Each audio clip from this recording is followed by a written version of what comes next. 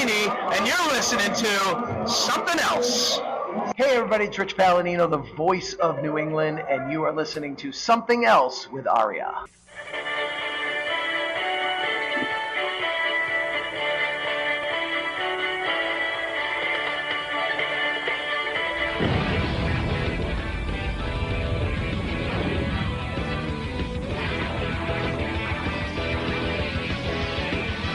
And welcome to episode number 131 of Something Else. My name is Arya. It's Wednesdays. It's TNA. So I'm joined by Cyndi. Cyndi, welcome to the death of our enjoyment of everything. Are we past the 30-second mark yet? No, we've definitely passed the 30-second mark of this podcast. Yes. Oh, thank God, because fuck this show. Holy fuck. This show just sucked a major dick, Yeah. if I do say so myself. You see, the reason because I wanted to wait 30 seconds because in order to monetize this on YouTube, we can't say the F word in the first 30 seconds. Now that we can, now we can say fuck. Well, I mean, if it helps, no one fucking listens, so we're not going to get fucking monetized. But hey, if we do someday, it's nice to fucking know how long we have to wait to fucking say fuck before we can be fucking disqualified from being fucking monetized. And now we're demonetized. Yes, we are. Hashtag sad face. Yeah. You want to just rip off the Band-Aid? Let's pull up the book and see what excuses Jerry Jarrett has for this show. So this week in Jerry Jarrett's book, and this is October 9th, 2002, there really wasn't much to this to talk about from Jerry Jarrett's book this week. He says that, and I quote, one of the flying Elvises will continue to be in Japan, so they have to be edited off the show. Jerry doesn't bother mentioning who it is, but it's Jimmy Yang. Jerry then says, and this was a weird one, and I'm interested to see what your reaction is to this. So Jerry says that after Panda Energy closes on the purchase of the company, he is going to write them a letter and telling them to check the backgrounds of all the staff that work for TNA. And that would be, in my opinion, that's a really fucking weird thing to ask for since these are all the staff that Jerry himself hired. I'm thinking Jerry Jarrett does not have the social capital to actually pull off something like background checks. I'm thinking like Jerry Jarrett's, booking and business acumen is severely overrated because according to Jerry, he wrote this entire fucking show. Oh boy. And next week's. And these are two of the worst shows we've perhaps ever seen, not just in TNA, but in wrestling, period. Can we get to 2003 yet, bro? Bro, we're like 9 to 10 more episodes away from that. All right. But the show begins with a very WCW moment. The Chiron under Mike Tenay and Don West, your venerable announce team's faces, proclaim that this is Don West and Ed Ferrara, who hasn't been on the show in over 5 weeks. I had 2 months because it was mid-August where he decided to say, I'm out of here? Pretty much. It was when Jerry said they had to cut pay and he said he couldn't take a pay cut and just quit instead. Well, welcome to WCW. And by the way, the two things that they promote for this show are that Chris Rock and Hermie Sadler will be here this week. Great. Yeah. Just great. So we go to the ring. I sent ring. you the photo of this. I started watching the show and I was like, what the? And I was wondering if Botchamania ever got around to this show so we could get a "That's not my name. My name is Stacy." That bit. I don't watch Botchamania, so I'll assume that that's a bit that occurs on Botchamania. Really? You don't watch Botchamania? I think I watched the first couple, and I don't think it's interesting to show, especially independent wrestlers botching spots, because I mean that's where you should be learning and not having to be judged across the world is, on the independents. Hmm. Okay. And yeah, it's like fine, you want to show some stupid shit WWE does and TNA and AEW, knock yourself out. But it's like watching Bill Jones in his third match fuck up uh running the ropes. It's not that interesting to me. Right. Um, but so Jeremy Borash attempts to introduce our first match when we are interrupted by the NWA World Heavyweight Champion, Ron the Truth Killings. He hits the ring to get the cheapest heat possible by making fun of the Tennessee Titans and the Memphis Grizzlies. The fans begin chanting overrated at him, so Truth begins talking shit about BG James, Syxx-Pac, and Scott Hall. Truth says they must be behind the mystery attack from last week. Killings yelled at Don West, so West called shenanigans and ordered the videotape of Killings beating down the baby faces from last week to air. Ron then told him to shut up and threatened to Sammy Sosa his ass. And I had to ask, why do you think he wants to inject Don with steroids that cause him to be unable to speak English when confronted by Congress? That is kind of better than what I said. Um, What did you say? I have in my notes. I ain't looking it up. Go to Dictionary for that context. But what I'm assuming is he's probably going to drill a hole in him and fill him with cork. Interesting. Because So apparently finally, that's what Sammy Sosa was alleged to have done with his bats. And well, this, and around this time, he was alleged to have done this. And we're going to go back to a show that is infinitely times better than this one, the Best Damn Sports Show, period, to one of the more infamous segments that they did on the show. which was Around this time, they actually demonstrated how to cork a bat.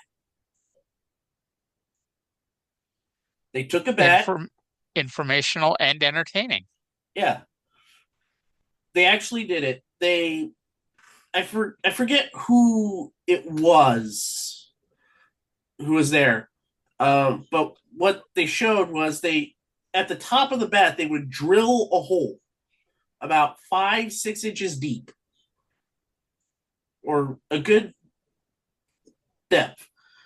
They would fill it with cork. And then what they would do is they would take the sawdust or something from the bat, the dust that you get from drilling the hole,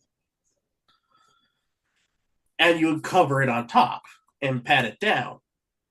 So you would hide the fact that it's corked and really pat it down so it would stick, even when it makes solid contact. Because the bat would be lighter, meaning you can muscle it even more and make the ball go further. That is the theory with it. Alrighty. So, welcome to the Inside Baseball edition of Something Else. Legitimate Inside Baseball. So BG James and Syxx-Pac come out to cut off Ron Killings.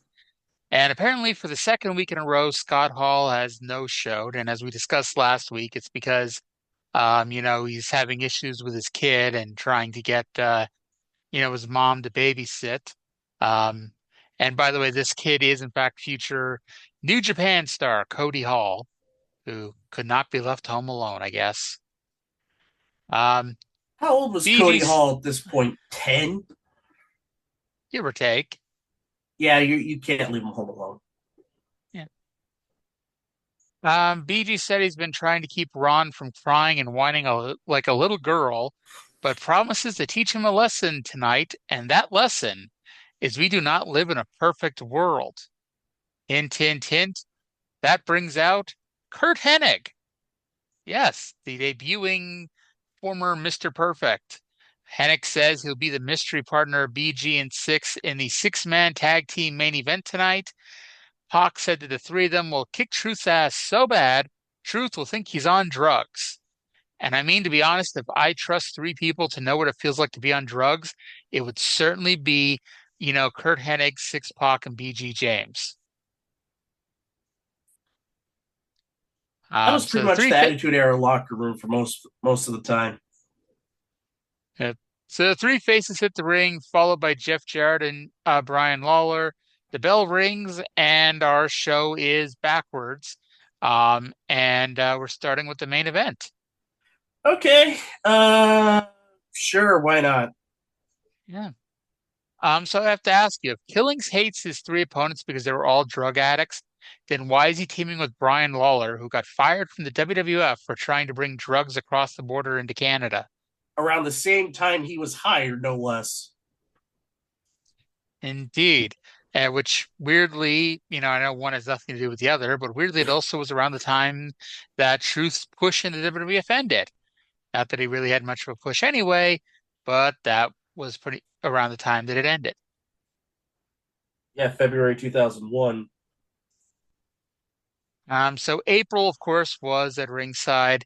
Lawler actually went backstage when the bell rang and dragged his girlfriend out to the ring. Last week, Syxx claimed that he was sleeping with her. Nothing new on that yet. Yet. Most of the first 5 minutes that were stalling, the faces threw the heels around, and the heels rolled outside and threw water around. Lawler spat at someone in the front row, and considering the reaction, he probably hit somebody with his spit. Yeah, I saw that. Match I thought was pretty good. Eventually it breaks down. James runs Jarrett off with a steel chair. Syxx hits the X Factor on Killings, but Lawler pulls out the referee and decks him. Pac pissed That's off. exactly what I have written down on my notes, word for word. Truth gets an X Factor from Syxx. Lawler pulls out the ref and decks him. Word for word. Stop stealing my notes. How can I steal your notes? Get out of my head. Well, I watched the show before you did, so that obviously means that you were in my head. By the way, you left your keys underneath the couch cushion again. God damn it. So by the way, Pac was pissed off that Lawler pulled the referee out. He dives over the top rope onto Lawler. They fight to the backstage area. From out of nowhere comes our white guy from last week, our masked mystery guy, who now has Mr. Wrestling 3 written on the back of his white hoodie. And then Truth basically gives himself a sit-out power bomb, and Hennig finishes him off with the Hennigplex. Now, correct me if I'm wrong. This is supposed to be a blood feud, right? Well, I mean, Curt Hennig's new to the blood feud, but yes. It was mid. See, I thought it was a good match and a fun way to kick things off, even if it wasn't our usual X Division opener. I gave it a 6.0 out of 10. I gave it a 5. I gotta say, it is rare when I like a match more than you do. Yeah, I just was. To me, it never got out of second gear.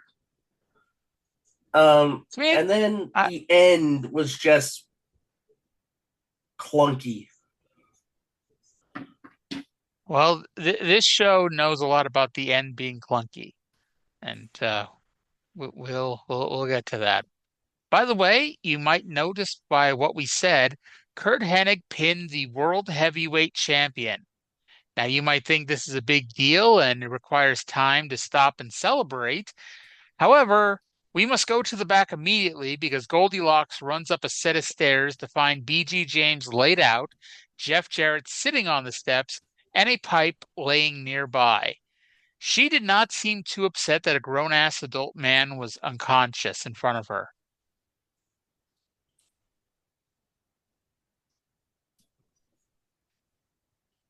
And Cyndi doesn't seem all that upset by it either because she has nothing to say about it. No, I was just like meh with this segment. But So immediately after Cage Dancer, plug, Jerry Lynn comes out to the ring and calls out Sonny Siaki. so And by the way, they showed a recap of last week's ladder match, which ended in a reverse decision disqualification. And it's been a week. I still have no fucking idea how you have a reverse decision in a no DQ match.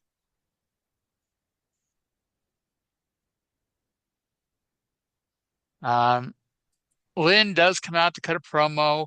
He says that if he retains the title tonight, he wants Sonny Siaki next week.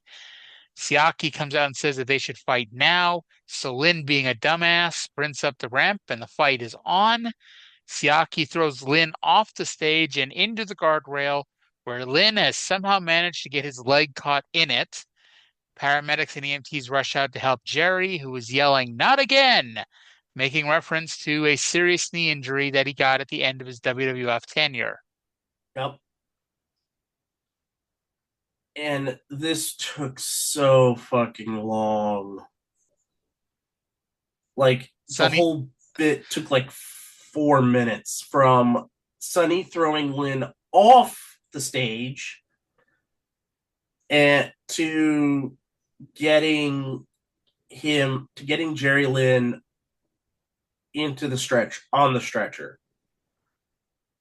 well, Sonny Siaki feels that you need time to appreciate Sonny Siaki's promos. Uh by the way, I have done the count, and only 4 times Sonny Siaki said Sonny Siaki, so we're improving. Wow. Well, I mean, to be fair, he wasn't on the show too much this week. No, And even then, he didn't get a whole lot of promo time. I mean, he did here, but still, Sonny Siaki needs more promo time if he's going to talk about his favorite subject, Sonny Siaki. true. Although, hey, I'll give him this. We make fun of him saying Sonny Siaki 8 million times. But if you, for some weird reason, are a first-time viewer of this show and you're just your standard WWF, WCW fan who like only knows who those guys are, the one name you'll remember is fucking Sonny Siaki because it'll get repeated 10,000 times on a show. Yep. Um, so after Jerry Lynn eventually gets helped out, we go to earlier today. Goldilocks interviewed Syxx-Pac about his comments made last week about Low Ki. Syxx went up to Low Ki and apologized for those comments. He said he appreciated the words, but before he could say anything else, AJ Styles walks in and AJ said that he should be Syxx-Pac's favorite wrestler, not Low Ki. And then I, afterwards, Low Ki says in his voice, "What a jerk." what a jerk. Like, I Ah, want that as a sound drop now. What a we'll have jerk. to we'll have to work on that. Yeah. Whatever. Plus, But we have plus more I have important things to talk about. plus I have to get a soundboard if we're going to do that. But it's NWA Tag Team Champions Chris Harris and James Storm versus the SAT. And we are on week 16 of AMW Watch. And this team is still just Chris Harris and James Storm. Um, the only reaction, and this, might be because we just had all the top stars in the company come out in the first match, but the only reaction, at least to the entrances here, were to James Storm's pop guns that he shot off. And there was one person in the audience proclaiming himself a buckaroo. So at least to one person that gimmick got over anyway. Yeah, I guess. So I'll be honest, I wasn't expecting much about this match, but I was actually pleasantly surprised. I thought it was better than it sounds like you thought it was. I thought it I was thought above average. that's how I would look at it. I said it was a fun mix of an X Division match and a heavyweight style match. Hmm. The SAT did a bunch of cool moves, um, but Harris murdered Jose Maximo to death with a spear. Jose Maximo was 18 years old. But then Jose came back to life. He was on the top rope, but got shoved off of it over the post, diving onto his partner, which just looked nasty. Joel almost won the title with a moonsault. Jose goes for a springboard, what a maneuver, but Storm hit him with a super kick off the ropes. Harris made it to the top rope but got tripped up. The SAT go for the Spanish fly, but Storm broke that up. And they hit a wacky move that started as a double hip toss, but they stopped mid toss and flipped him the other way for the pin. This is not exactly a move that they'll be able to give everybody in wrestling. No, and I said here they kind of lost this match because of their massive reliance on the Spanish Fly. If you take away the Spanish Fly, which is what Harrison Storm did, they're not going to win. What did you give this match? I gave it a 5.5. I liked it a little bit more than you did. Then I gave it a 6. See, we're on the same page so far on this show, Yeah. which is almost scary. Yeah. Now we get to the second greatest moment in TNA history, according to Best Damn Sports Show, period. Goldilocks was in the ring and introduced Chris Rock. Chris Rock, who was there to tape stuff for his movie Head of State, got the most positive reaction of the night so far. Rock said that NWA TNA was the best and told other people to come down and get their ass kicked, and then just walked off. Yes, that's it. And to be honest, I guess it's better than if they had tried to shoot an angle with him. But the positive news is the movie Head of State wasn't too bad. That was decent. It was a decent movie. I mean, for 2002 was not a great. Released in 2003 was not a great year for movies. Now, if you were to hold a gun to my head right now, I wouldn't be able to tell you any of good movie that came out in 2003. Trying to think if no, not the Eric Bana Hulk movie sucked. We'll just move on from there. Up next, we have a 15-minute Iron Man match. I kind of want to touch on something before. I want to touch on something before that because over the next few weeks, they're going to plug the big NWA anniversary show multiple times on NWA TNA. Mm-hmm. And we're going to see clips of that in future shows. I think weeks 20. I think October 30th, we're going to start seeing clips of that show, especially in regards to Harrison Storm. So, and that will tie into some storylines in TNA and also gives new context for Harrison Storm. So be on the lookout for that. By the way, I looked up on IMDb the best movies of 2003, and I don't know how they came to this list, but this is the order that IMDb lists the best movies of 2003. Okay. Number 1, The Return. I have no idea what the fuck The Return is. I've never heard of it. I think they mean Lord of the Rings, Return of the King. Nope, they don't. They just mean The Return. Okay. In the Russian wilderness, two brothers face a range of new conflicting emotions when their father, a man they only know through a single photograph, resurfaces. Interesting. Number 2 is Old Boy. I've never heard of that. That's a Japanese movie. Number 3 is Dogville, which I've never seen. No. Number 4 is Memories of Murder, which never heard of. Nope. Number five, spring, summer, fall, winter, and spring, which again, never heard of. Number six, Lord of the Rings, Return of the King, which I have heard of, but never saw. I can't stand movies that are over 3 hours long. This was 3 hours, 21 minutes. Yep. It was like watching a really, really bad episode of Raw. Number seven was Kill Bill Volume 1. Yeah, that deserves to be up there. Number eight, Lost in Translation. That was a good movie. I saw that one. And number nine, Reconstruction. Never saw it. What about number 10? A movie that I can't pronounce. Yeah, Tu Mama Tambien.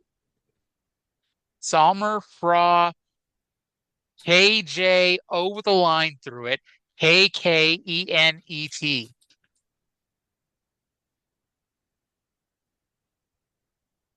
Yeah. A scientific observer's job of observing an old cantankerous single man's kitchen habits is complicated by his growing friendship with him. I'm going to bet that movie is not in English.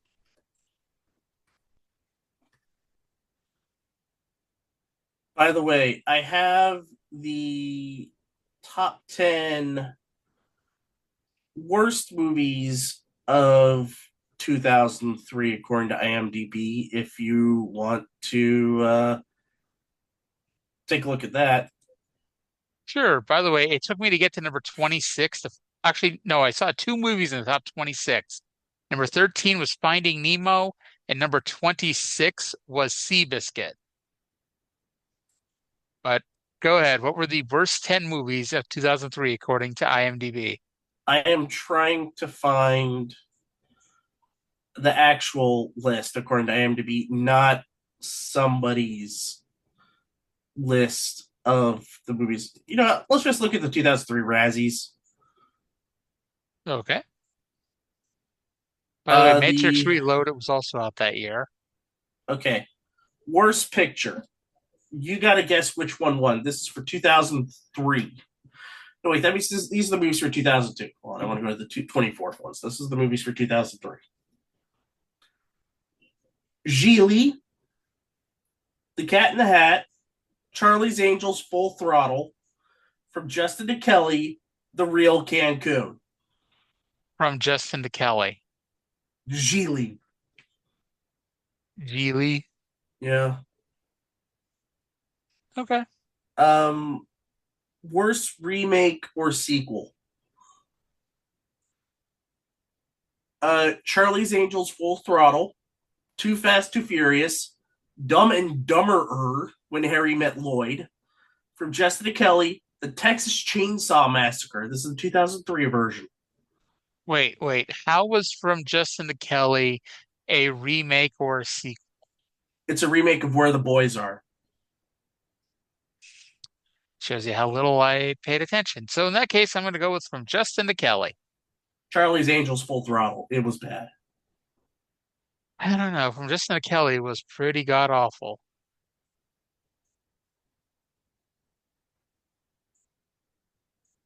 Um, Here are the movies with multiple nominations.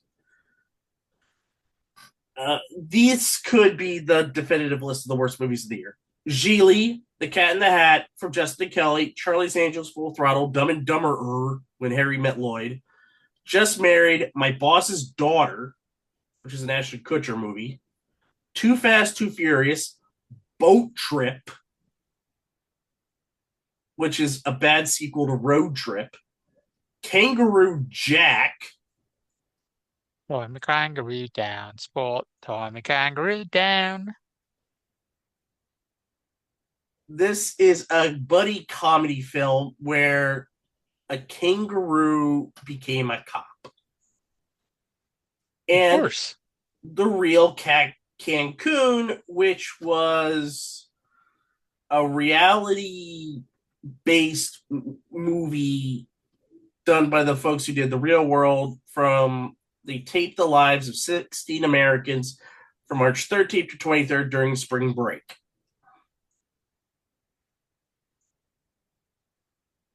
Alrighty then. Here, I thought the Tuesday shows where we go off the rails and talk about everything other than what's actually on the show. Nah, we got you covered. Oh, Lord. So we Plus, go it's to better about talking about the rest of the show. Because now we're going to fall off a cliff. See, unfortunately, if I'm going to watch the whole fucking show, I got to talk about the whole fucking show, too.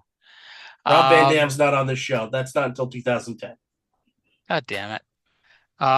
Well, we get a 15-minute Iron Man match. 15 minutes. And it's a four-way match. Low Key versus Kid Cash versus Tony Mamaluke versus Abyss. I mean, the alpha male Monty Brown. I mean, Ace Steel. Yes, Jesus Christ. Ace Steel becomes the second person to come out to the music that would eventually be used by Abyss. The lyrical version, no less. Yes. The version that Abyss never used, to the best of my knowledge. 12 seconds into the match, we are joined by the X Division stalker Mortimer Plumtree, who joins the commentary table. I wrote this match as a giant cluster of moves with no rhyme or reason. The most notable thing early on is Cash hitting Hurricanrana on both Key and Mamaluke, but somehow Ace Steel falls on his head instead. A dive sequence occurs where everyone scaled to the corner of the ring where the camera was, which made for a cool look once the dude was already in the air, but was hard to see before they jumped. Cash and Key, I think you need to sit down and hear this. Kid, Cash, and Low Key in 2002 did the springboard clothesline to each other that Logan Paul and Ricochet would do in the 2023, I think, Royal Rumble. And so, yes, that would tell you that, yes, Logan Paul and Ricochet were watching TNA tapes from 2002 to get ideas for their match. Woof. Yeah. By the way, once they collided mid-ring, Tony Mamaluke and Ace Steel crawled into the ring and each covered one of them to get a pin. So they both have won. Ace and Tony grounded Low Key and Cash in an effort to keep the two of them from fighting back into the match. The problem with that is one of them has to score another pin to take the lead. So halfway through the match, Kid Cash just drops Mamaluke on his head for a pin. Because, hey, we don't have enough people landing on their head on this show. I felt like I landed on my head while watching this show. Low Key goes for the Key Crusher 99. Steel fights it off. Steel almost drops Low Key on his head, but Key slaps on an arm breaker for the tap out. So now all four people have one victory each. We're all even. And I have to apologize because I'm making this match sound so much more exciting than it was, because it would have been so much better as just a standard four-way match. Yeah. They give us the 3-minute warning with all four guys standing around staring at each other. Low Key sat out for a couple of minutes, which killed the match because Key was the crowd favorite. With less than a minute to go, the match finally began to pick up. Even then, no one appeared to be rushing the matter, though. Mortimer leaves the broadcast booth, and they somehow combine the WrestleMania 5 Rick Rude Ultimate Warrior finish with the Rock Triple H Iron Man match finish, as Ace Steel pins Low Key after Mortimer Plumtree hooks Low Key's leg, but the fall was several seconds after the time limit expired. But since that was the actual finish of the match, Steel was given the win, excuse me. As I said, this would have been so much better had it just been a standard four-way. I have here, this would have been better if it was just 10, like it was originally announced. Because if you remember last week's show, this was announced as a 10-minute Iron Man match, not 15. Are you sure? I thought they... Yeah, Don West said 10. No, Don West said 10. Interesting. I'll have to talk for a bit while I look it up. Yep. Just re-listen to last week's show, and I wouldn't feel as cheated as I did with this one, especially because you gave the win to the least interesting man in this match. I could understand Kid Cash winning this match because he has been a regular. I could understand Low-Ki winning definitely. Tony Mamaluke, I would have a hard time buying, but I would understand it because who knows, you might around this time, I think Little Guido was still available. I don't think he signed with WWE just yet. I don't think he would until 2004. No, he's in 2003 because it was after Jamie Noble lost the cruiserweight title, because that's when Nydia tells him that they signed or that they're going to bring in his crazy cousin Nunzio. Okay, so Little Guido was still around. He was still available. Yeah. He probably was in MLW around this time, so probably didn't work TNA. So there was nothing there was nothing in my notes saying how long the match would be, and I'm looking around and I can't find any detailed results that say how long this match was supposed to be. So maybe I'll find something if I go into the Observer from that week. I don't know. But I gave the match a 4.0 out of 10. How about you? I gave it a 4. So we're in agreement there. Great minds. And then Mortimer walks off with Ace Steel. Yep. Great. Can I talk about this one? I was going to say, do you want to take this next one? Yeah, because now we have Don West in the ring. And he brings out NASCAR driver Hermie Sadler. He is back in TNA in the ring. He talks about the car because this weekend he will be driving the NWA TNA car and how well it will perform. Said it was number 1 in practice, which is good. I mean, so they got it working. Now, if it could actually perform in qualifying and in the actual race itself, spoiler alert, it didn't do well. He finished near the back of the pack because he got in a wreck. But he was in the back at the beginning of the race anyway, so it didn't perform well. Sadly, Bruce shows up to ruin things.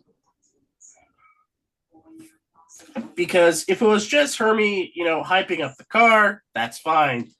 But since Bruce is still around, and since they put the kibosh on him fighting women, he has to actually wrestle guys. And I'll have more thoughts about stuff next week.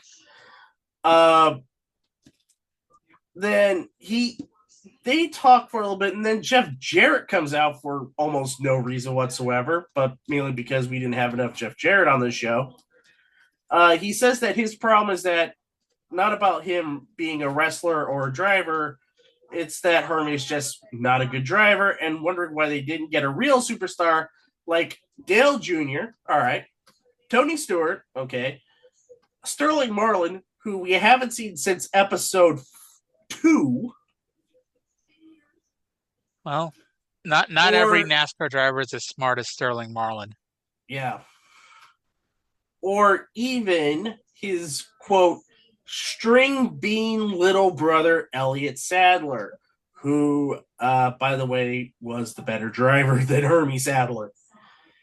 He says he sucks as a wrestler, which what we've seen, you know what? Yeah, that kind of makes sense. And sucks as a driver. Well, Hermie has won a few races in the lower tiers of NASCAR. Never really quite reached the top, but he was a respected driver. Hermie says that he does respect the Truth because they brought up his match with Truth, but does not respect Jeff Jarrett, mainly because when he takes off his glasses, he doesn't have gold around his waist either, which is a pretty damn good burn by Hermie Sadler. Where's the Chris Jericho gift to say burn? Yeah. Now the segment falls apart.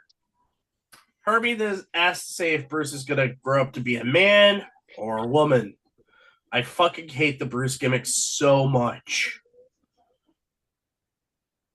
We And this is need like it's like it's I mean it's not actually funny, but it's like it's hilarious when you like think about it. It's like okay, 2002, so like in your head it's like okay, the 21st century, there's more LGBT acceptance and progress and whatnot, and it really isn't because on one channel you had Billy and Chuck, and on this channel you had Bruce, and this was how people assumed all gay people acted. right. And To be fair, I will give credit to Billy and Chuck and that gimmick because it wasn't outright said what they were. it didn't need to be. It was like, It's one just of those there. things that's like it's subtle, but it's not subtle. Right. Meanwhile, you have the Rainbow Express, Lenny and Bruce, which is like the West Hollywood Blonde gimmick, but amped up to the nth degree. And it made it worse. Then you have Bruce, who we all like, everybody knows it's a man in a dress. It's a gay man in a dress. It's essentially drag. I wouldn't even say it's drag. I'd just say it's It's a a drag cross to dresser. watch. There you go. So brawling ensues, and then BG comes up to save Hermie, and it looks like we're gonna have a match next week. Is that right? Dot dot dot. Oh goody. Ugh. And this I'm is like, around the moment where I said, this is pretty painful. I wish I was watching anything else right now. Where is my alcohol? And knowing that I don't have alcohol, I was like, fuck, let's just move on. I mean, I'll be honest. I can kind of understand why you do the why you'd bring out the NASCAR guy. And he likes to wrestle. He likes wrestling. And so we're gonna put him in a gimmick match with our biggest gimmick in the company, Bruce. It's like, okay, I could see that. But why would you put your number one heel and one of your top baby faces in the match too? We're currently Like, feuding. yes. Because if you want to say, oh, you're giving the celebrity rub, first of all, Hermie Sadler isn't a celebrity. He's not. Like you might be able to get hit on like highlights on like NASCAR shows, but nobody watching NASCAR is going to give two fucks who Hermie Sadler's wrestling if they just show him wrestling. And Bruce was not going to get anything out of this. And if you did think like people were going to get something out of this, why would you fucking use Bruce? It's like there's a locker room full of guys to get this quote unquote celebrity rub, and you chose Bruce if you thought this was really going to help somebody. Like, and there's a heel that you could have who's a better worker than Bruce. I mean, here's the thing about I that mean, Hermie Sadler Ron Killings match. It works because even though nowadays we see Truth as, this big joke of a wrestler, but as we've known from watching him over the years, he is a good worker. He is a good wrestler. You have Jarrett, who, despite the booking of him, he's still a good wrestler. I would say great wrestler. Bruce is not. Bruce isn't terrible, but he's a gimmick. It's like he's not supposed to be a good wrestler.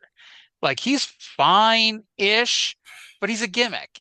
He's like this would be like if Puppet was still in the company and Puppet came out to confront Hermie Sadler, and then you have Jeff Jarrett, the top heel, teaming with Puppet. It makes just as much sense. I don't think so because I think Papa would get a better match out of Hermie Sadler than Bruce. I'm Spoiler not saying alert. I'm not saying that he wouldn't. I'm just saying that it's similar in the fact that mini wrestling is a gimmick, and Bruce in his matches are just gimmicks. Like, this isn't fucking Andy Kaufman wrestling women out of the stands. This is Kwee, doing random matches.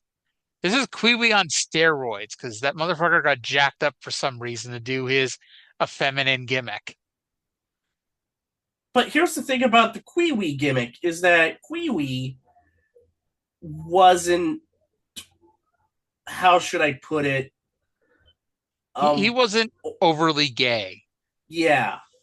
And it was a point near the tail end of WCW where they said he wasn't.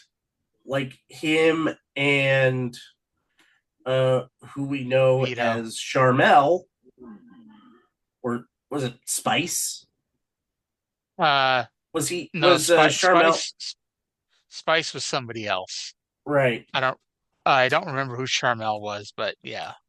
Anyway, but it was made out to be like those two were a couple, which perfectly fine. Kind of like the Carmen Electra, Dennis Rodman thing. But we'll get more into this dissection next week, because let's talk about the running theme of this show. And it really comes to a head with Ron Harris and Sonny Siaki versus Chris and Rick Michaels. I did want to say one other thing. I don't know why this amused me, but it did. Bruce was wearing a pink breast cancer awareness ribbon.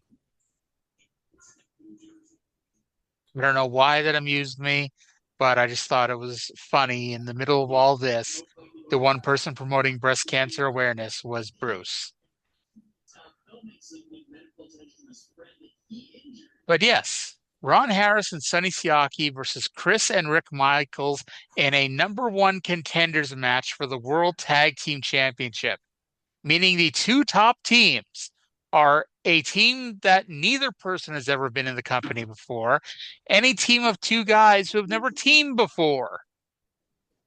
I don't get it. I mean, where's the new church?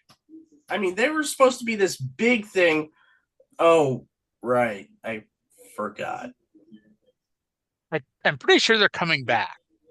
They're coming back. They're coming back, but I remember why they got taken off TV. Because Don Harris is a Nazi and Malice lost to a Nazi multiple times. I don't think Malice is alive anymore. No, he's still alive. He doesn't die till December. Oh. That's a big difference.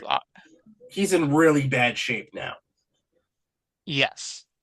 Yes, he is. So there's no tag team because Cobain is gone. So you still have Slash. Actually, I've got a little bit of an update. Malice doesn't die until December of 2003. Oh. Then he must be in really bad physical shape around this time. Or he just didn't come in for, because his money got cut or they couldn't afford him or whatever. He does come back, okay? But he really doesn't end up doing much. I don't want to say they dropped the ball on him because he was going through a lot of his own shit. But it's like, yeah, they never really used him much after that Shamrock feud. Yeah. All right, so let's talk about this match quickly. It was essentially a squash match.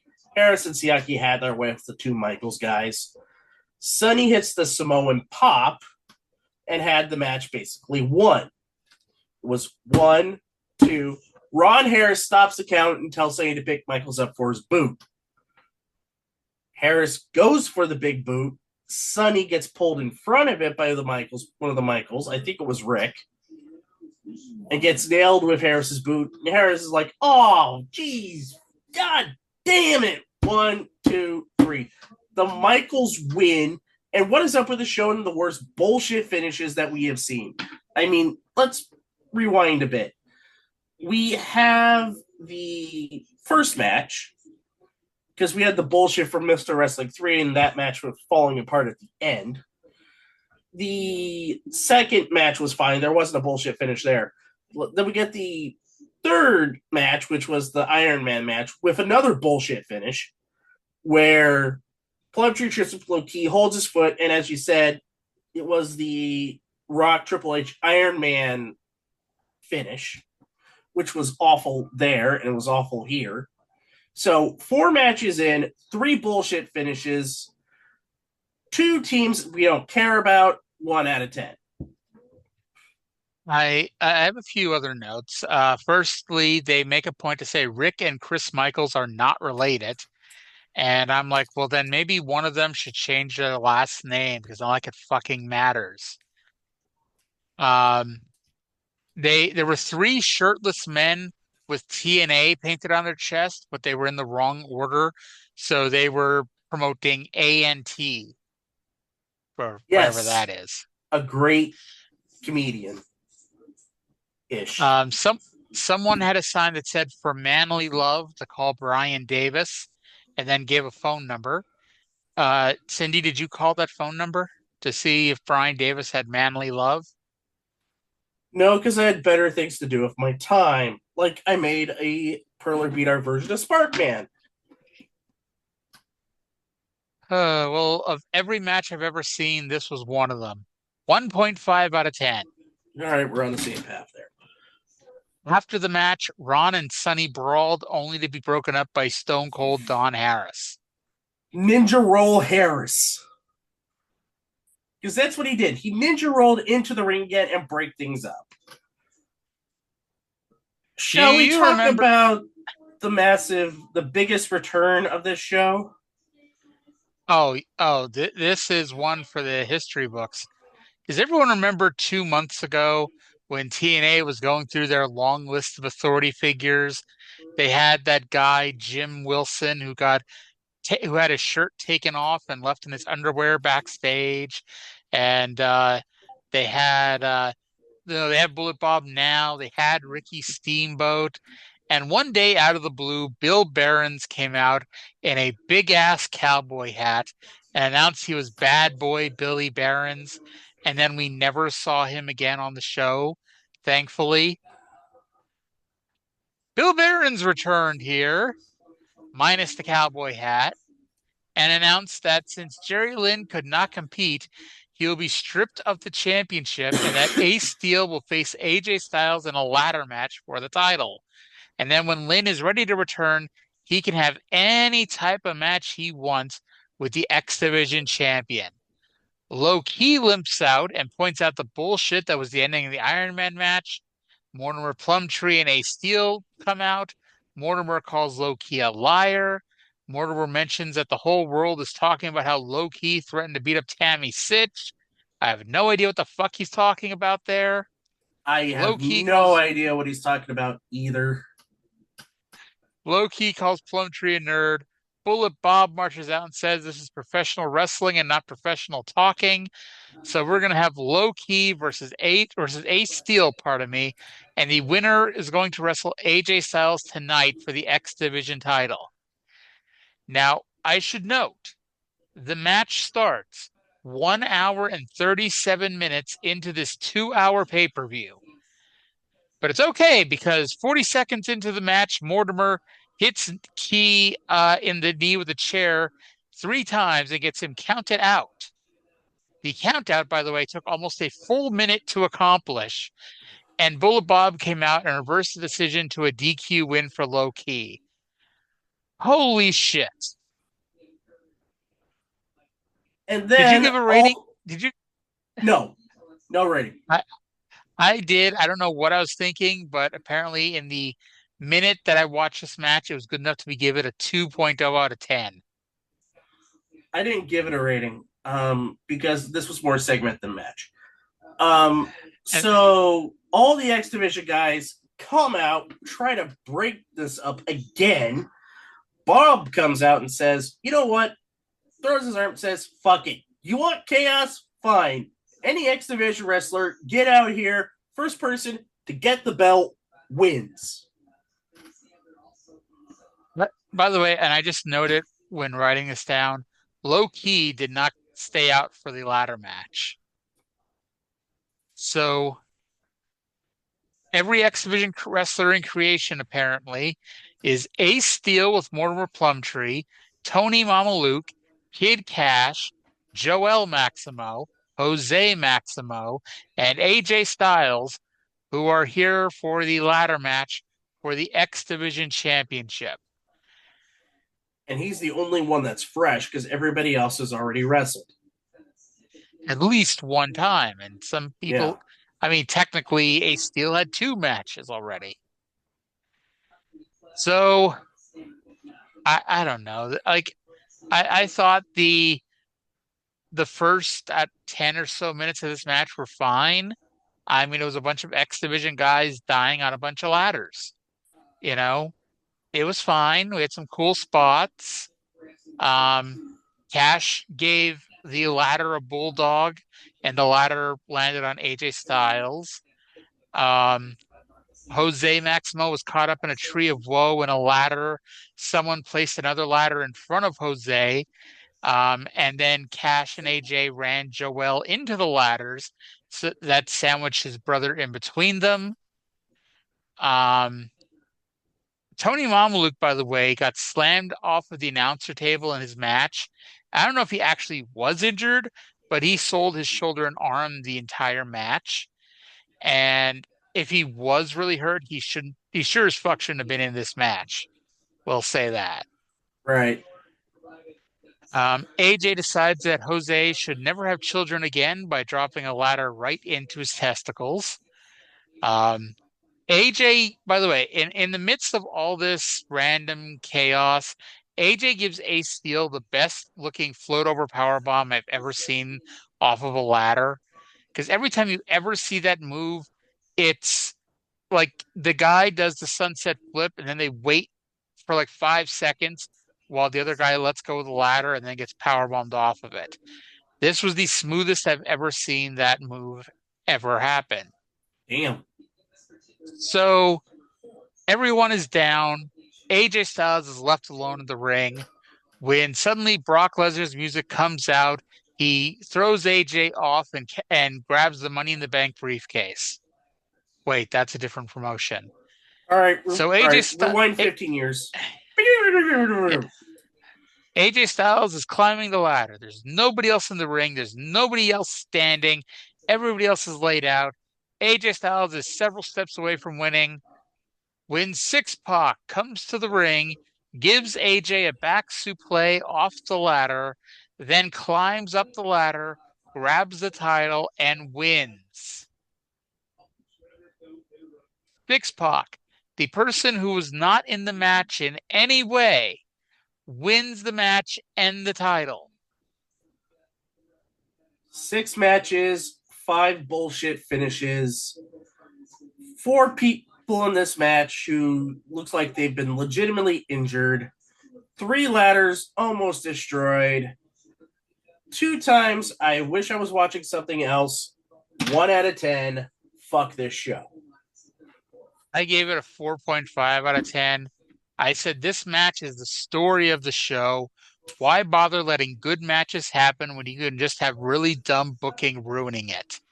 Yep. And then Pac was champion for about 4 seconds before Don West announces that he was just told that Syxx-Pac and AJ Styles next week would have another ladder match for the title. Spoiler alert, that doesn't happen. Why? Why? And that's how Clusterfuck Central came to an end. Yep. Do you remember when Hornswoggle won the Cruiserweight title in WWE? Yeah. Okay. So when that happened, what they did was they had an open match. So the story was everybody in the ring when the bell rang was qualified to wrestle and win the match. Hornswoggle, who lives under the ring, ran out of the ring and ran through the ring as the bell rang, and then went and hid under the ring for the rest of the match. Then, with everybody laid out, Hornswoggle, who was a legal participant based on rolling into the ring at the start of the match, gets up, gives Jamie Noble a frog splash, and pins him to win. That made more sense than this because at least they gave a reason why Hornswoggle would be allowed to win. They try to And if you tell retcon me, this next episode, but it's clunky. and by the way, if you tell me, oh, Syxx-Pac's eligible to win because they said any X Division wrestler, well, the X Division is not about weight limits, it's about no limits, meaning every wrestler in the world could have run in during this match to win the X Division title. Where was fucking Cheeks from the first show? Why didn't he run in and try to pull Syxx-Pac down? He's still trying to recover from his first match. He's still winded. Yeah. But oh my God, this was a bad show. Overall enjoyment, by the way, average match quality 3.92, which if you base it on a star scale is less than 2 stars per match. Overall enjoyment 3.5 out of 10. I should have liked this show so much more than I did. The booking killed it. Some people need to learn that you don't have to be super creative at all times. And future build 2.0 out of 10. I don't give a fuck about Mr. Wrestling 3, and I really don't give a fuck about yet another ladder match next week. And that gives us an overall rating of 3.14. Save your money, kids. Don't watch this shit. Overall enjoyment I had, 2 out of 10. Would I order it next week on a scale of 1 to 10? No. I think that's all that needs to be said. And this show is better than next week's show. Oh, God. This week is better than next week's show. To give you a preview, next week's overall rating, a 1.92. Dark times ahead. So we're 16 down and 95 to go. And the next 2 years of our life cannot go quick enough. But we're doing it because we love you so much. I think we have sadomasochistic qualities. How we are in life outside of this podcast. Yeah. So before I press the stop button and end this thing, you have anything else you want to say to the people? Anything to plug? It's okay to not watch wrestling. Take a break. Get yourself a hobby or two that doesn't involve wrestling. I mean, there's a big world out there. I mean, like, there are things that are worth your time, like taking walks through a park, feeding the ducks in the pond, perler bead art, learning a trade. Hell, I would say that staring at paint drying is sometimes better than watching wrestling.